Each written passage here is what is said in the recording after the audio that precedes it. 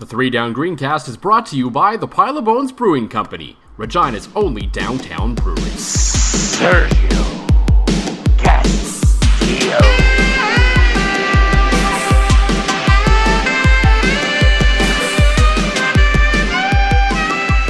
Could it be? Is it? By God, it is! That's Sergio Castillo's music! He's back in the CFL, and John Fraser is going crazy! Yes, yes, yes, yes. It is such a happy day today, Joel Gasson.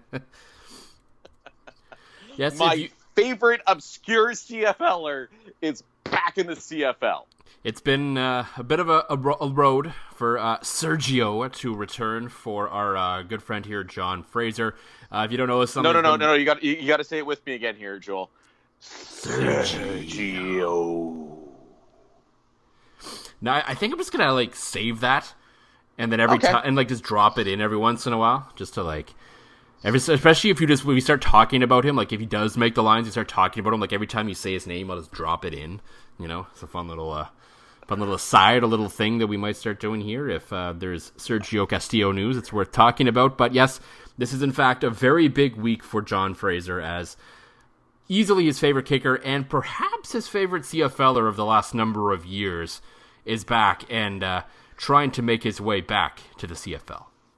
No, I would. That is a fair statement. My love affair with Sergio started back when he was playing for the Winnipeg Blue Bombers and actually made some kicks, and they actually did some stuff near the end of the year, and that's back when I was working with Travis on the 2 and Out CFL podcast.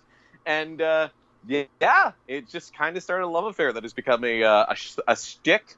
And if he makes it, I am honestly debating getting a BC Lions Castillo jersey. He's like 5'6". I'm like 5'6", maybe 5'7" in shoes. And I just seems like a good guy. I like him. I've never had the chance to speak to him or meet him, but I would be over the moon and tickled pink if I ever had the chance to speak to my boy, Sergio.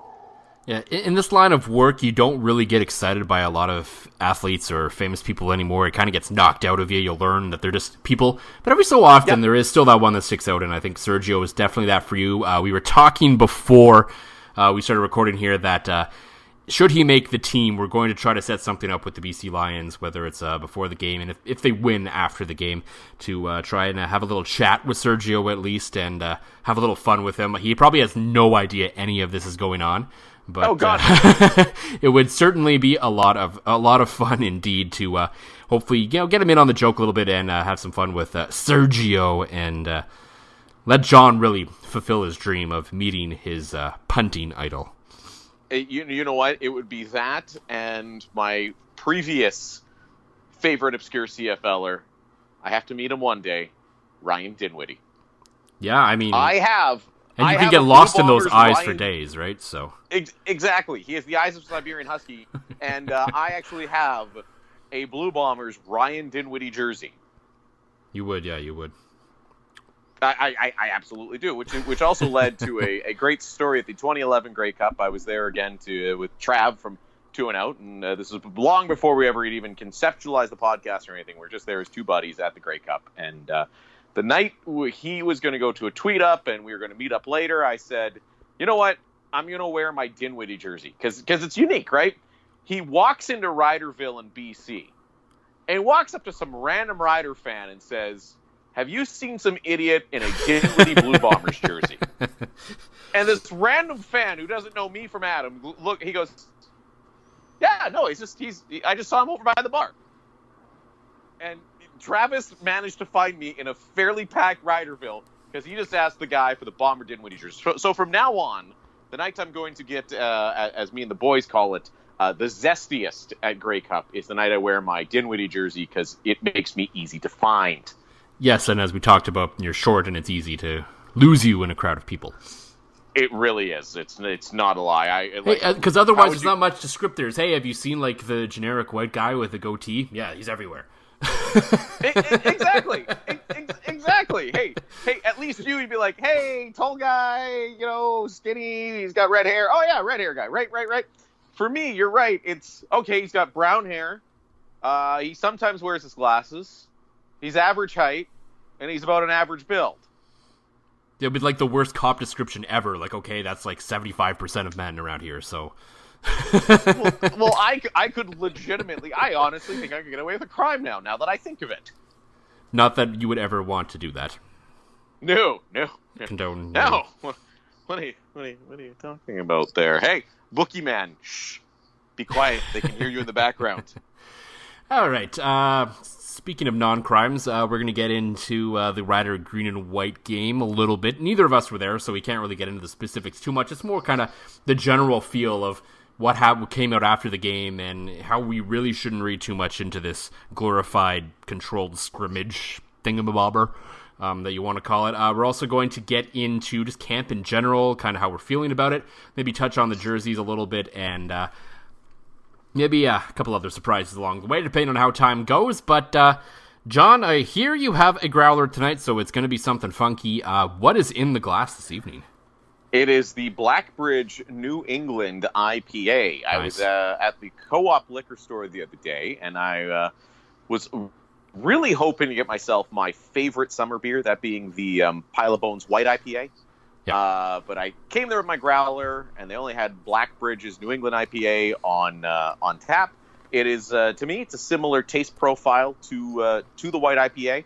A lot of citrus, a haziness to it. You know, it's a little unfiltered with that hops kick you expect in an IPA. So, no, big fan. I mean, Blackbridge is famous for their skill in making IPAs, the guys out of Swift Current, and this is another hit, I would say.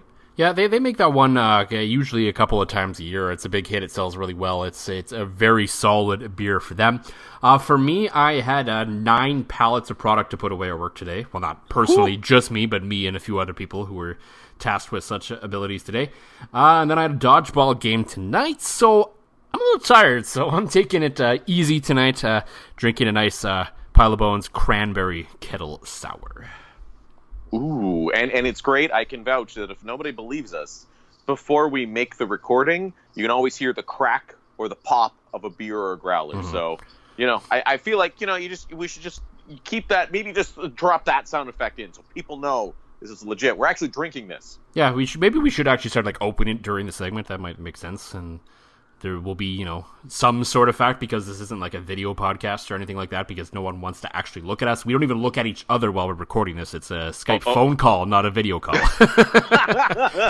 I felt so weird when we had Derek Taylor on. Yeah. We could see Derek. I'm like, and like, Derek's a good looking dude, so I was like okay with it, but I'm like, yeah, they let him on TV, so. Fair enough. And they do not let us on TV, but yeah, looking at Derek, I'm like, what's this? I can see him react to the things we're saying. Yeah, I mean, it's partially, you know, it helps for audio quality and internet connection and all that if we just do the call, but it also, yeah, we don't really want to look at each other. It's fair. That's a big part of it. And so the first week of Rider training camp is now in the books as we take a hard right turn out of that nonsense, and that always ends up with the green and white game, except for last year when the Riders played in the first preseason game of the year, thanks to 9 teams existing in the CFL. But usually it's a green and white game, and that happened again this year. And I think the major storyline, at least for those of us that weren't there, there was obviously a lot of people there, and it's always a good time. If you're a fan and you want to bring, it's great for the family, the kids, and all that to go check that out. There's always tons of autographs after the game. That's pretty much the point of the whole thing, quite frankly. There's not really a whole lot. You can, as far as I'm concerned, the green and white game is a game in the loosest term you could possibly ever call it, and I would never read too much into it. And the big storyline I think that came out of it, and our fearless leader, Drew Edwards at 3 Down Nation, texted me. He's like, are you writing off the green and white game? Like, well, I'm not in Saskatoon, so no. And and then he's like, well, you know, Derek Taylor, the new play-by-play guy, put out the unofficial stats of how Zach Claros did it. It's like, oh, that doesn't look good. I'm like, no. I thought about it, and I was like, yeah, but really, I mean, it's so stop and start. It's not like the rhythm of an actual game, and yeah. And I'm not naive enough to sit here and say that Zach Claros and the offense is going to be fine. Like, I'm not naive enough to go that far, but you know, everyone just take us, and I think for the most part, people have been good about taking a step back about what happened in that game in terms of for Zach Claros. And even then, after that, I texted someone who was there, the leader post Murray McCormick, and I asked him, I was like, so did Zach look as bad as Derek Taylor's stats made it look? And he told me, he's like, no, I was kind of surprised it was actually that low. I think he knew there's only the one completion, but he said there's a few drops, and it seemed like there was probably a little more to the story than the stats told. So all in all, it is what it is. And just as much as I wouldn't get too down on Collaros' performance in that, I wouldn't get too excited about Cody Fajardo's either. No, and you're certainly right. And for fans that maybe have never taken in a green and white game, especially now with the training camp migration largely to Saskatoon, it really is more for the fans, and it really is a controlled scrimmage. And you'll often see pieces like the offensive line are just changing, wimbly-bimbly, right? You know, you're seeing guys being worked in and out. They might play one series with one set, another series with another set, and any bona fide starter that is even nicked up in the slightest does not play. No. Like, they could have, you know, an ingrown pinky toenail and they won't play. Yeah. Right? It's just... Bruised ego, not playing. Exactly. It's hurt his bum this morning. Like, spent too long on the can and his legs went numb. Not playing, right? So, it's one of those that I don't read anything into it. I do think that if Collaros had looked as bad as the indications, you know, were statistically, maybe you don't just see him come out and play with the ones in that one preseason game, assuming he's your starting quarterback. I mean, I think maybe now you see a little bit more Zach Collaros because he hasn't really, you know, grabbed the proverbial bull by the horns. But you're right. There's no sense getting down on him, and there's no sense getting high on Cody Fajardo. For all we know, Fajardo could have been throwing against, and I'm not kidding, he could have been throwing against members of the Saskatoon Hilltops. And no disrespect to Canada's best junior football team, but you know, those guys do get training camp invites, and they could have been on the field while that was going on. You never know with these games, and so many pieces get moved in and out. I mean, it's almost like those people that I laugh that count completions at scrimmage and things like, or at practice and things like that. Let's see him when the lights come on, to steal a Chris Jones term, and you know, let's look at it that way. Let's watch him then, and then maybe if he goes out and plays a half of a preseason game and is 1 for 12, maybe then we start hitting the panic button. But for now, the panic button is stored safely away under my bed. Yeah, and it's just, for me, the biggest thing in this is it's so hard to get into rhythm. So you go out there, you start the game, and then you know you play a series, and then you sit a series, and you play a series. But it's not like you picked up, you know. So John Ryan comes on and you punt, and then all of a sudden they move the ball up 30 yards because that's what the scrimmage called for. Is you're now in this situation, and there isn't the same rhythm, there isn't the same approach, there isn't the same feel for the game. You're just kind of going through these isolated scenarios, and so I mean, it's hard to get too worked up about any kind of performance from anything. But I guess the good sign is, you would imagine, probably for the most part, Zach was probably going against most of the ones on defense. And you would have to take that as an encouraging sign that this defense, as we expect it will still be good this year. That's, I think, probably what you can take from it. Yeah, and I would agree wholeheartedly with that, Joel. And I mean, it's even the people that say, well, how did Collaros look, you know, at practice? Well, he's going up against literally the best defense in the CFL. So you're right, take it all with a grain of salt. Yeah, there wouldn't been a whole lot of scout team yet. There won't be, you know, there's a lot of, you know, starters playing each other. There's a lot of getting into rhythm. There's a lot of picking up stuff right now. And we don't know what kind of changes Stephen McAdoo might have made to the offense this year. You know, he has probably a little more trust in guys like Katie Cannon. He might have Manny Arsenault at his disposal. He has William Powell in the backfield now. There's just a lot of different pieces that might change the way he works the offense a little bit. So as much as it's generally the same system, there's still going to be some different moving parts that Zach is going to have to get used to. And he's got a bit of a makeshift offensive line right now with, you know, Dan Clark was out for the time and he came back this week. But so there's still just a lot of moving parts, and it's just, it's what it is. And we'll have to see where it goes. And I think you brought up the important point, too. I think if Zach had come out in this green and white game, and so he had, 10 attempts. If he went 10 for 10 for 150 yards and a touchdown, then you're like, you know what? Yeah, you don't have to play the first game. But the way it looked out, I'm like, okay, you're traveling to Calgary. Luckily, it's not that far.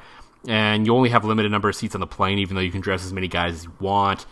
But I probably want to give Zach about a quarter in that game now, at least, depending on how it goes. Yeah, I would agree. A quarter, and if the quarter's not going well, maybe you haven't see him for a full half or something like that. And you touched on too. Let's give a little love to Dan Clark, who was back at practice this week and feeling better after the car accident. So it was really nice to see him come back out, especially in a non-sports injury situation. Right? Nobody really knew what was going on. He was in a crash, and now he's back, and that's awesome.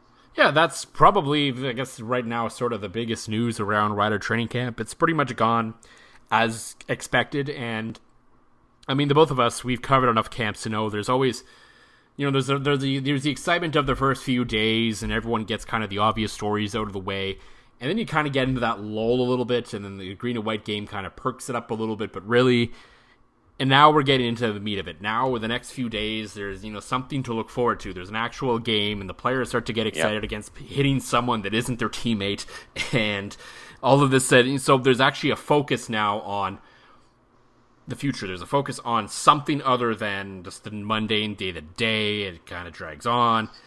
Now we're getting into the meat of it. So, this is where camp actually starts to get interesting, because now there's something to look forward to. Now we can see how certain riders might stack up against the defending champs. No, and absolutely, and you're exactly right with that, Joel. I mean, I said it last week. I do not miss training camp one single bit. This week is more like a normal game week, and you'll see the stories and such. But yeah, again, I'm on the record as saying you could cut training camp down by a week, and this kind of all proves it. But either way, no, let's we'll have an actual football game to talk about by this point next week. So that's a good thing. Yeah, that's what this is really what it's all about, and we've been kind of waiting for it. And I think we probably could have gotten away with not recording this week, but the signing of Sergio Castillo, I mean, we had to jibber jabber tonight. We couldn't wait. Could not wait. We had to bring in Sergio. So the interesting thing is, you did say you would consider buying a BC Lions Castillo jersey should he make the team. And the Lions are one of the teams that actually tweaked their jersey a little bit this year. And for the most part, though, the New Era jersey launch was nowhere near the same as the Adidas one, right? It was... No, absolutely. We have, for the most part, I think most of the league kind of stayed the same. We already knew what Montreal was going to look like. I think the biggest thing that I took out of the New Era launch, and I think they're retweaking the Ottawa one, because there's that weird point that didn't make any sense in the design that leaked. I had no idea what that was. Yeah, exactly. Kind of on the red stripe, but really, I think that's changing. I think I saw something about that. But what I didn't get, and maybe I just don't get style these days, which is entirely possible. What is with the Toronto Argonauts and their boring ass jerseys now? I don't know. I'm with you. I get going for the minimalist, and obviously they changed the Toronto to a very MLSE friendly, Toronto kind of the same font as the Leafs across the chest. But you're right. Like, that looks like a navy blue T-shirt when you don't have it's a little bit cooler when the names and numbers are on there, but it's almost like It's almost like they designed the other 8 CFL jerseys and just kind of forgot about Toronto, because, let's face it, everybody just kind of forgets about Toronto, and just said, oh, crap, here's a shirt, tweak the logo, and, here's some numbers, and minimalist. Yeah, that's what the hipsters are calling it these days. Kind of got that feel to it. Yeah, I mean, maybe it'll look different when we actually see it in a game on the field. I don't know, but right now I'm mildly unimpressed, and I can tell you there will be a piece at some point coming to 3downnation.com from all of us as we decided to kind of power rank the jerseys. Nice. And I think so far, when I put my rankings in, it was, I think, across the board, Toronto was in last. So. Oh, yeah, as they should be. It's hot garbage. Yeah, I like the tweaks BC made. And that's Montreal's. I think it's a bit of an upgrade. Their look, while was good, had kind of run its course. Yeah. Everyone else basically stayed the same, and for good reason. I think the Riders jerseys are fine. There's nothing. I don't think they're not historically great. They should, in someday, I think they should still go to the retro look full time. But I guess they're holding off on that now for whatever reason. Edmonton's had that look forever. It's not changing. Calgary has basically been the same forever. There's been some tweaks over the time, but for the most part, they're going to look the same. Same with Hamilton. Again, Ottawa, kind of the same. I think they're fixing that little weird point, but they've had a few little tweaks already, which is strange for how short they've been in the league. I think they've had like a new jersey like every 2 years, pretty much. Yeah, I almost wonder if that was part of the marketing plan when they first launched the franchise, right? Yeah. Yeah, so, and then I will tell you that for me, I wasn't alone in this thought, I still rank the Winnipeg jerseys number 1. I am glad that they did not make a change there, because those are some nice-looking uniforms. Oh, outside of that little period that everybody kind of went through between like the 90s out to the early 2000s, and they realized that how good those old jerseys were. Glad to see they stuck with it. But, you know, the Sergio Castillo jersey is going to look real good. I like the BC jerseys. Yeah, I like that they kept like that same orange hue that they the previous conception was a step forward from what they had, because I kind of like the orange that they have and the different looks, but the tweak on this one is far nicer than what they had previously. Oh, certainly. And they got rid of the tramp stamp, so, you know, that's important. Yeah, although the new era logos on the jerseys are pretty big. Yeah, that's fair. They're not back in the lower back, though, like the BC briefly had those logos there, so I'm glad they didn't bring that back. No, and so the question is, without really any major change, do you think the Riders are going to sell a lot of jerseys? Because we saw an interesting post from, we've mentioned them enough today, it's almost like we're sponsored by the 2 and Out podcast today. By a little bit, right? By your buddy Travis Cura. And I guess he's a Riders season ticket holder, right? And an Eskimo season ticket holder, yeah, yes. I knew he was Edmonton, but I wasn't sure if he still had Riders ones or not. So we got the email, and he made a post about it on their new website, about the sort of guarantee that the Riders have put out for their customized jerseys. And it was a nice gesture. If a player if you buy a jersey this year and that player gets traded, you'll get 50% off your new jersey, which, okay, they're probably still making a profit off that, given I'm sure the margins of the jerseys are pretty good. But yes. And the odds of a player of, note that you would actually worth getting a jersey for getting traded are probably pretty slim, as that doesn't happen very often in the CFL. So it's almost more of, kind of a token thing more than anything, but it's still something. Yeah. But it got me thinking. I was like, this is kind of a weird thing for the merchandise kings of the CFL to be offering. And then so I asked you the question, and you agreed it was kind of weird, and it got me thinking. I was like, are they kind of struggling to possibly sell jerseys, or at least customize jerseys? And I think what I said to you in the text was, you and I are hardcore football fans. Yeah. So I said to you, okay, if we were to get Rider jerseys, who would you get on there, right? Mm-hmm. Now, we mentioned some names like Jorgen Hughes, Brendan McBatt, Dan Clark, Zach Evans. We talked about those guys, right? But I mean, none of those guys, for as good as they've been and as solid as they've been and as good as they are on the field, none of those guys are like the common fan is going to be drawn to. None of them have superstar status, right? You can name pretty well like several players in almost any other market that you would definitely buy their jersey. And I think Saskatchewan's lacking that right now. And it goes back to, I remember my father-in-law, he bought himself 2 new jerseys on Boxing Day and got one customized with his own name and old high school football number. And then the second one looks at me and goes, who would I get? And now at this time, jersey customization was free. And he looks at me and I look at him and I go, I don't know. I legitimately don't know. I think he ended up going with, he's an old O-lineman. I do think he ended up going with a Brendan McBatt, who was one of the first names I thought of. Yeah. But your common fan, like your average, and this is not trying to be arrogant and saying that, we watch the games so much deeper than Joe Blow. No.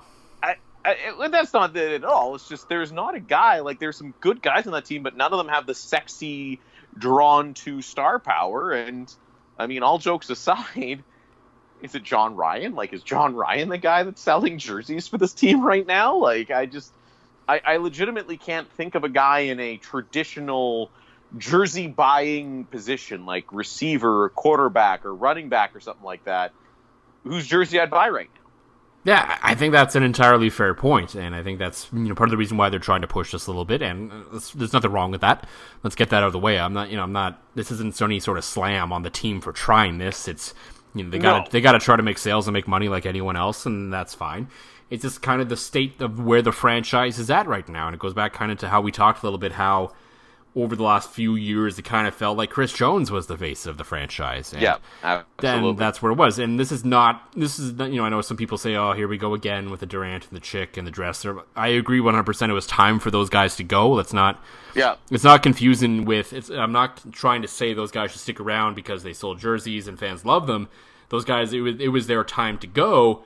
There just hasn't been the replacement yet of the faces of the franchise.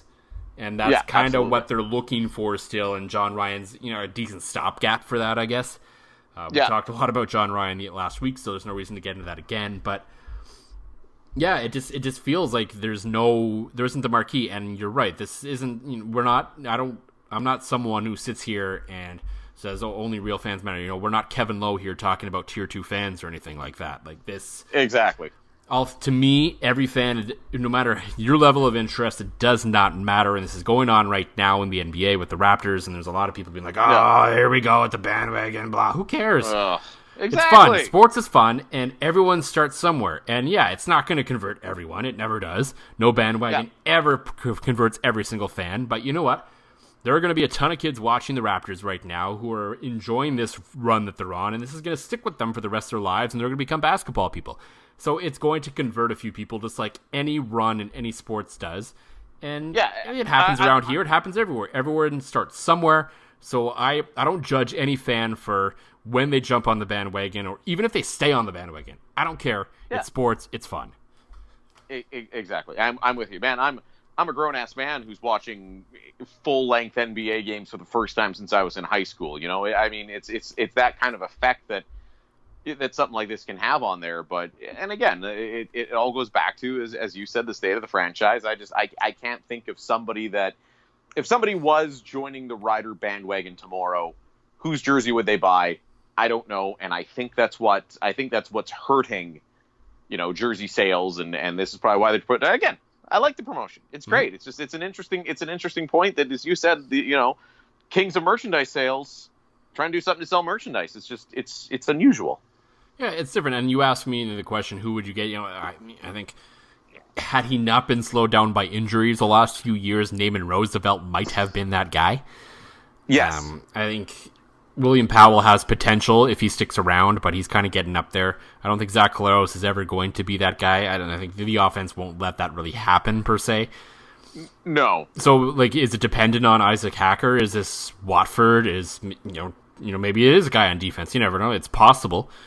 So, I don't know, Ed Gainey, Nick Marshall, these guys are good players, but again, when it comes down to it, the casual fan generally likes to get a jersey of someone on offense, and yeah, exactly. That's just not there right now, and no, it's the way it is. And they're trying something, so we'll have to give them credit for that.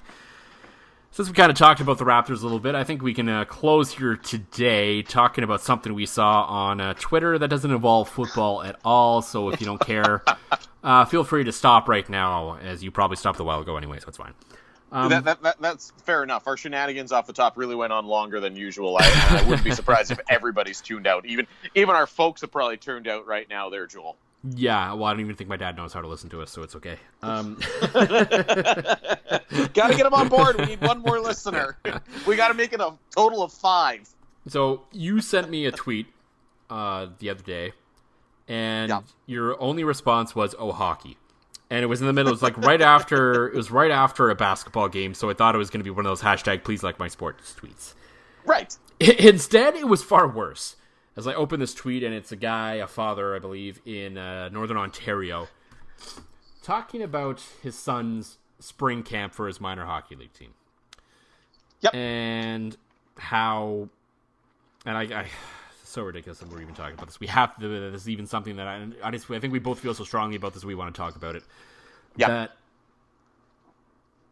he said the coach of this minor hockey team in Northern Ontario told all his players to show up to a spring camp with a haircut and a shave.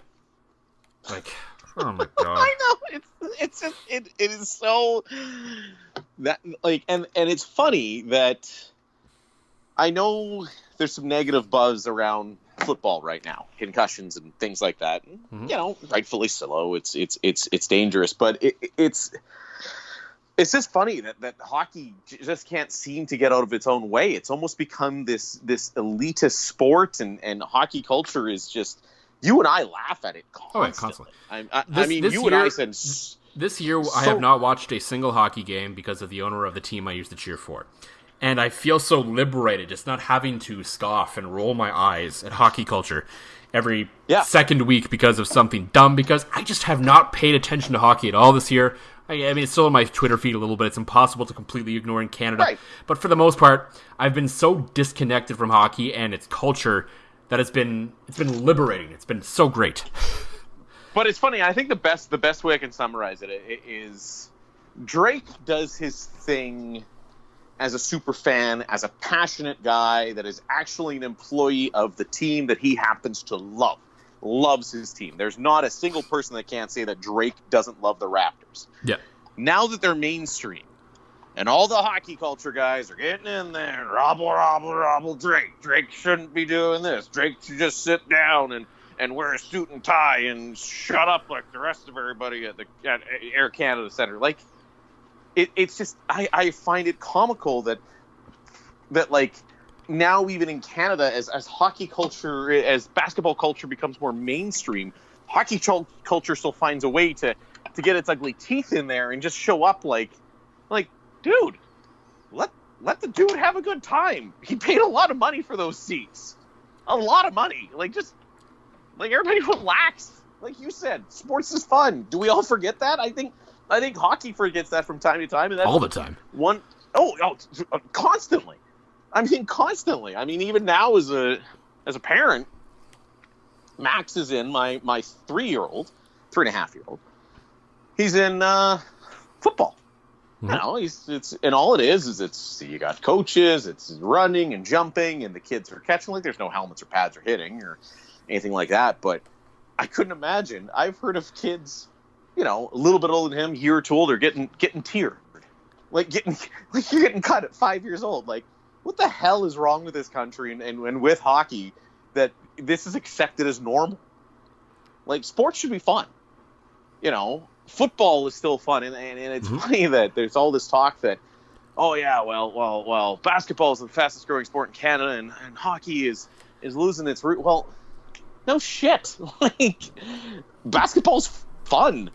Football is fun. Lacrosse is fun. Soccer is fun. Like, and they're all. I mean, lacrosse is pretty white, but for the most part, they're all diverse sports that allow you to be yourself. And yes, absolutely. Just look at the difference. If you look at the crowd out at Jurassic Park right now, it is a remarkable walk of life. Of every sort of walk of life you could imagine is out there watching those basketball games. People of every color, every gender, every ethnicity, every religion, every they're all out there watching basketball because it's accepting of everyone. Meanwhile, hockey it keeps getting narrower and narrower and narrower because you got to be rich, you got to be this, you got to be that, you got to be this, and then you can't have a beard. You better shave those sideburns, man. Like I didn't know George Steinbrenner owned a frickin' minor hockey team in Northern Ontario, or Monty Burns. Northern Ontario, man. I'm from Northern Ontario. Half of everybody's lumberjacks. They actually do have the beard for a good reason, right? Absolutely, It's just, it baffles me, and again, and you talk about inclusivity, and you watch what football's done. Football, absolutely. I've seen football here in the city. You got kids from recent immigrant children that are now playing football, and they love it. And like you said, basketball. I retweeted this thread about Naf, the superfan for the Raptors. And at the end of this thread, he's great. A great point. Oh, he's fantastic. Fellow car guy. Much love. I think he's a little better than you, considering the season tickets he has for the Raptors. Way better. I can't even afford the courtside seats for the Rattlers, Joel. Never mind the Raptors. Like, jeez, I saw the courtside seat prices for the Rattlers and went, nope. But there's this great photo at the end of this thread It's a photo, just a random photo of Jurassic Park. And as you mentioned, you can probably see in this photo, you can see 50 people clearly. Mm-hmm. I would say like everybody's there and everybody's having fun. And I had the pleasure of going to Jurassic Park when the Raptors played the Cavaliers a few years back when I was still working with the Rush. And it's just the vibe that you see for a like loosely organized street viewing party. It's like it didn't surprise me when you heard there was no arrests. Mm-hmm. Like everybody just loves everybody. Yep. And that's what sports should be. That's what I think a lot of sports still are. You know, primarily football, basketball. You know, like I said, I see it a lot in lacrosse, only because again, these are the sports I'm around directly. Yeah. You know, curling's even become super inclusive. Like golf, like.